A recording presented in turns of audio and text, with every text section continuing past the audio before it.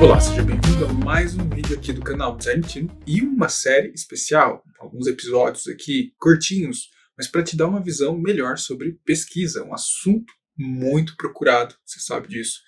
Lança vídeo de research, tá todo mundo assistindo, todo mundo querendo saber um pouquinho mais. E, obviamente, um programa especial vinculado a um super evento que está chegando, sem dar spoiler, tá? Aí o Pedro vai falar melhor sobre isso, sobre o Observe, exatamente. Pedro vai falar sobre o Observe. Mas antes de tudo, a gente começar aqui, esse meu convidado muito especial, por favor, Pedro, Vamos lá então, se Rodrigo. apresenta para o Eu sou o pessoal. Pedro, estou como coordenador geral da Observe 2020, a primeira conferência exclusiva sobre pesquisa de experiência aqui do Brasil, e também trabalho dentro da equipe de pesquisas da Nuvem Shop. O objetivo aqui hoje é responder algumas dúvidas que a gente vê por aí, principalmente de designers que estão começando a trilhar os primeiros caminhos aí dentro de UX Research. Muito Vamos lá. bom. Sensacional. Ei, Pedro, uma pergunta para a gente começar.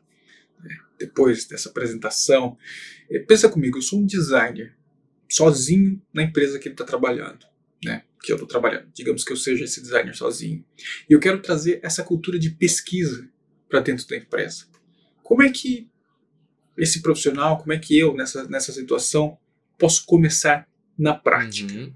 Então, Rodrigo, essa pergunta é uma pergunta muito interessante de se fazer. Eu gosto muito dela porque lá no Nuvem Shop a gente começou com uma equipe focada, dedicada em pesquisa, tá? E no começo realmente foi muito desafiador para a gente, porque a gente era uma equipe de 2 pessoas, né? Eu e o gerente da área.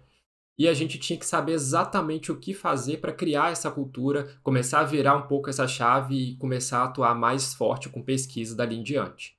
Algo que eu posso compartilhar que foi muito interessante é o fato de questionar bastante as coisas que a gente já estava fazendo e ia fazer. Então, o principal atributo do pesquisador é ele questionar sobre as coisas, né? Não existem verdades tão verdadeiras a ponto de não ser possível fazer uma perguntinha que seja. Então, tudo a gente começou a questionar muito, tá? Então, um projeto que a gente resolvia fazer, que vinha da estratégia, né? Uma nova iniciativa, algo que a gente entregava, né? Que a empresa entregava. Então, a gente perguntava, por quê? Né? Por que a gente chegou até essa conclusão? Como chegamos a essa conclusão? E quando a gente fazia essas perguntas, a gente via que o processo, ele não estava tão bem definido, né? A gente criou projetos, criou produtos, serviços, enfim, várias coisas que a gente pode fazer, sem ter total clareza do nosso consumidor, né? Do nosso cliente, da pessoa que consome os produtos e serviços. Então, através desse incômodo, dessa reprogramação da nossa cabeça, de questionar mais as coisas, de entender os porquês, os comos que as coisas acontecem, a gente conseguiu avançar bastante nessa linha. Para quem está começando, quem está trabalhando sozinho, um designer sozinho, enfim, numa empresa que não é tão grande assim, o que eu super indico é ter um pouco essa abertura, provocar essa abertura, né, com o seu líder, né, em algum projeto que você faça. Tente sair um pouco daquele modus operandi, né, de, putz, já estou fazendo, já estou executando. Tenta sair um pouquinho disso. Olha as coisas de cima. Vê se os pontos estão fechando. Geralmente, por mais que a gente olhe e veja tudo, vai ter algum pontinho que não vai estar tão perfeito assim. E esse é o momento para você entrar com a pesquisa, para observar se você está no caminho certo, ver se tem algum caminho que você não considerou, quais hipóteses você quer criar para sua pesquisa, né? Qual que é o seu objetivo e principalmente com quem você tem que falar para chegar a alguma conclusão. Então, o primeiro passo é se questionar mais e questionar mais o que você tem feito na empresa. Se tudo está baseado nas necessidades de pessoas, né, que consomem esses produtos e serviços e exatamente o que ela quer fazer, né, onde ela quer chegar com o seu produto ou serviço. Basicamente é isso. Outra pergunta, hein? Segunda pergunta aqui. Como mostrar os benefícios que research pode trazer para um produto? A pesquisa pode trazer um produto no dia a dia. Eu vejo que essa questão de mostrar o benefício da área de research, né, da pesquisa dentro de uma empresa é um dos maiores desafios. Primeiro porque a nossa sociedade hoje, a gente está muito condicionado a pensar em dados, tá? Quando eu falo pesquisa, eu quero provocar tanto para o qualitativo quanto para o quantitativo. Mas a nossa cabeça, ela tende, pelo menos nas empresas que eu tenho contato, até na empresa que eu trabalho, a gente tem essa condição de olhar mais para números, né, para porcentagens. Isso a pesquisa também traz. Mas tem um outro lado da história, que é o lado qualitativo, que é onde eu atuo mais forte, que é exatamente entender o porquê daqueles dados. O que acontece com aquilo, né? Então, às vezes, a gente toma decisão baseada em algum resultado numérico, mas a gente não entende o que a gente fez para chegar nesse resultado, ou o que a gente pode fazer para melhorar esse resultado. Esse tipo de resposta a gente só consegue com uma abordagem qualitativa, uma abordagem exploratória, uma abordagem profunda, né, daquela situação com aquela pessoa. Então, assim, o retorno da pesquisa, ele é certo, né? As empresas que têm uma equipe de pesquisa, que fazem pesquisa, não necessariamente tendo uma equipe focada para isso, elas conseguem nutrir as demais áreas, né, de mais conhecimento para que haja uma conexão muito mais forte, né, com aquele conteúdo que está sendo criado, com aquele produto que está sendo elaborado ali no meio. Então, o resultado, ele é claro, né, a conexão ela é gerada de forma mais efetiva. Agora, você está com dificuldade de mostrar o porquê que você tem que colocar um pouco do seu tempo em pesquisa, traz alguns casos. Joga aí na internet, busca alguns pesquisadores, me chama no LinkedIn, né? Joga para a comunidade como que você pode fazer isso. Todo pesquisador ele tem um caso, né? Que já tem aí um pouco mais de tempo, né? Na área, na função, ele tem alguma pesquisa que ele fez que ele sabe que foi muito importante para tomar alguma decisão na empresa. A gente pode compartilhar isso, né? Hoje os pesquisadores têm portfólios, né? Hoje os pesquisadores eles criam artigos contando um pouquinho melhor como que foi alguma pesquisa em específico, tá? Então tem formas da gente conseguir vender a área de pesquisa dentro da empresa, principalmente trazendo esses cases aí, esses casos de sucesso, vamos dizer assim, de empresas ou de produtos que tiveram um início de pesquisa ali no meio. Muito boa, muito obrigado, cara. E como encontrar o problema de pesquisa? Muitas vezes as pessoas ficam com essa dúvida. Então, assim, como encontrar um problema de pesquisa? Então, tem muitas formas, né, de você encontrar o problema de pesquisa. Hoje a pesquisa, dentro principalmente de empresas de tecnologia, ela está muito democratizada, tá? Então você vai ter N formas de encontrar um problema de pesquisa. Implantando um pouco de design thinking, né? Fazendo uma reunião com todo mundo para levantar hipóteses. Então tem N formas de você levantar o problema de pesquisa. Agora a minha provocação para quem está assistindo o vídeo aqui é: por que eu estou fazendo essa pesquisa? Qual que é o meu objetivo? Qual que é a pergunta que eu quero ter respondida no final dessa pesquisa? Né? A gente faz muitas perguntas para pessoas, né? Para explorar qualitativamente o que está acontecendo ali. Agora, qual que é a minha pergunta? O que eu quero ter respondido? O que a empresa precisa de ter respondido daqui para frente? Então, tudo começa dali, do planejamento de pesquisa. Qual que é o meu objetivo primário? Quais são os meus objetivos secundários? Pode ser que exista alguns, né? E aí a gente tem que realmente entender o que está acontecendo. Mas o problema de pesquisa, tudo isso vem com um forte alinhamento de todos aqueles atores, de todas aquelas pessoas, equipes que vão se beneficiar com o resultado dessa pesquisa. Deixa eu pegar um exemplo então. Eu estou fazendo uma pesquisa, né, para entender um pouco os perfis de consumo de consumidores do meu produto, tá? Quem que vai consumir esses resultados? É a equipe de marketing? É a equipe de produto? É uma outra equipe? Vou inseri-las no meio, tá?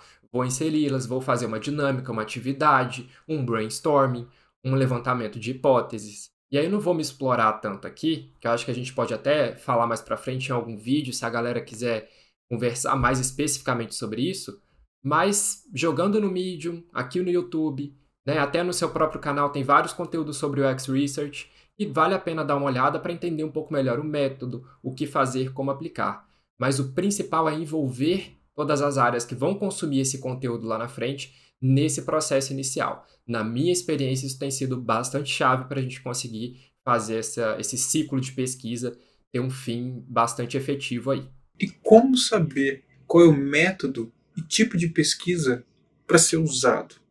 Como que a gente faz essa verificação, essa procura, essa escolha? Então, vamos lá. Lidando um pouquinho com as pessoas, né, com os profissionais que ainda estão começando a trilhar um caminho dentro de UX Research ou ainda está tentando vender essa ideia dentro da empresa, eu costumo fazer uma atividade, um questionamento interno, que é o seguinte: eu tenho essa hipótese, eu tenho essa dúvida, eu tenho esse problema. Como que eu posso responder esse problema? Como que eu posso perguntar para aquela pessoa, né, para eu realmente ver se essa hipótese está correta ou não? Você tem N formas de fazer isso. Se você for perguntar sim ou não, se você for perguntar o que acontece, né, e não for tão exploratório, talvez um formulário resolva o seu trabalho, né? Talvez uma breve pergunta no WhatsApp para essa pessoa resolva. Hoje já existem empresas que se adaptaram durante a pandemia do coronavírus para fazer pesquisas por WhatsApp. É um tema polêmico, né? Mas já quis explorar aqui para as pessoas. Tudo tem que ser muito bem detalhado, tudo tem que ser muito bem planejado, tá? Como qualquer pesquisa.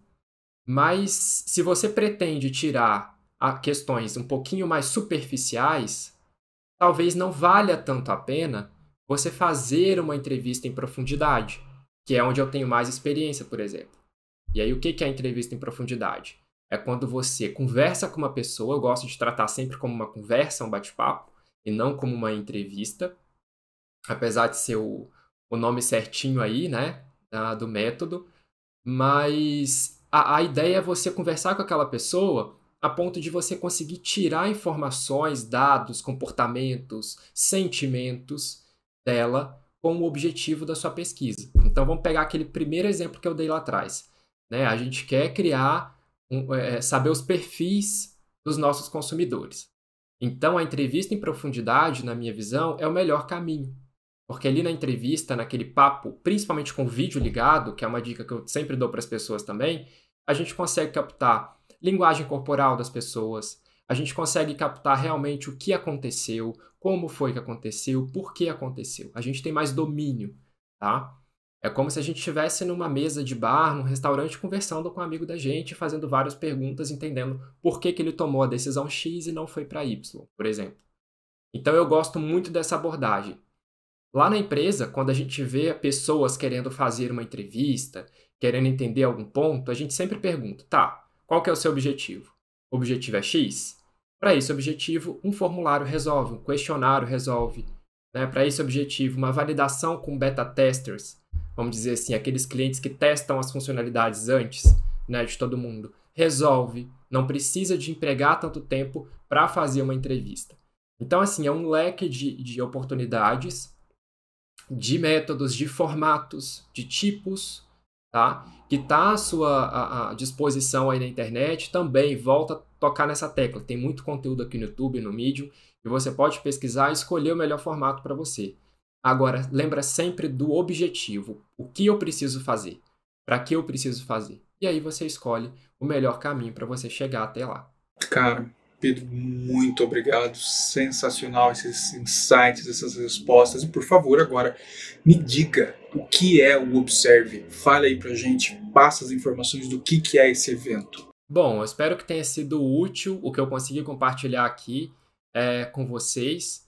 Falando um pouquinho da Observe, a gente tá com o evento aí, já quase chegando, vai acontecer em outubro, né, na primeira e na segunda semana de outubro. Você pode acessar o nosso site, experienciaobserve.com.br.